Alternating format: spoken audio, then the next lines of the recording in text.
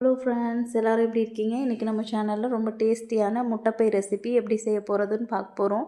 இது வந்து கோழியோட முட்டை பை. இதை நம்ம இன்றைக்கி சமைக்க போகிறோம். ரொம்ப டேஸ்டியாக இருக்கும். வாங்க நம்ம எப்படி பண்ணுறதுன்னு பார்க்கலாம்.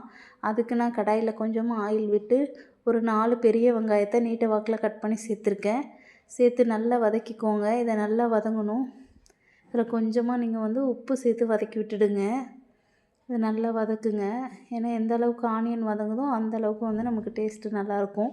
நல்லா வதக்கி விட்டுட்டு இதில் வந்து நம்ம 2 ஸ்பூன் பூண்டு பேஸ்ட்டு நம்ம இதில் சேர்க்க போகிறோம். இஞ்சி பூண்டு ஒரு 2 ஸ்பூன் சேர்த்து நல்லா வதக்கி விட்டுடுங்க. அதுவுமே நல்லா வதங்கணும் எண்ணெயில்.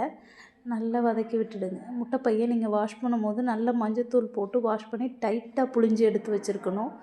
இப்போ நம்ம ஆல்ரெடி க்ளீன் பண்ணி ஸ்ட்ரெயினரில் வாஷ் பண்ணி போட்டிருக்கோம். இப்போ நம்ம இதில் கொஞ்சமாக மஞ்சள் பொடி சேர்த்துக்கோங்க. மஞ்சள் பொடி சேர்த்து நல்லா வதக்கி விட்டுடுங்க. நல்லா வதங்கின பிறகு நம்ம இதில் வந்து முட்டைப்பை சேர்க்க போகிறோம்.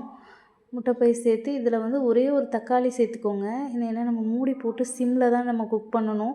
அதனால் ரொம்ப இதை நீங்கள் ஃபஸ்ட்டில் வேகாத முன்னாடி ரொம்ப பரட்டினீங்கன்னா அந்த முட்டை உடஞ்சிருச்சுன்னா நல்லா இருக்காது. இப்போ நீங்கள் இதை லோ ஃப்ளேமில் வச்சு மூடி போட்டு நல்லா வேக வைங்க. நல்லா வேக வச்சுட்டு நம்ம பாருங்கள், நம்ம கொஞ்ச நேரத்துலேயே நல்லா வெந்துருச்சு. இப்போ நம்ம சில்லி ஃப்ளேக்ஸ் சேர்க்க போகிறோம். இது வந்து வெறும் மிளகாவை வந்து காஞ்ச மிளகாவை நான் பொடியாக அரைச்சிருக்கேன், ஒன்றும் பாதியமாக. அது வந்து உங்கள் காரத்துக்கு ஏற்ற மாதிரி நீங்கள் சேர்த்துக்கோங்க. அவ்வளோதான், தண்ணி எதுவுமே ஆட் பண்ணக்கூடாது. நம்ம மூடி போட்டு வேக வைக்கும் போது அதில் இருக்க தண்ணியுமே அதில் கரெக்டாக இருக்கும். இப்போ ஃபைனலாக நம்மளோட முட்டைப்பை இவ்வளோ சூப்பராக ரெடி ஆகிடுச்சு பாருங்கள். அவ்வளோதான், ரொம்ப சிம்பிளான ரெசிபி, பயங்கர டேஸ்ட்டாகவும் இருக்கும்.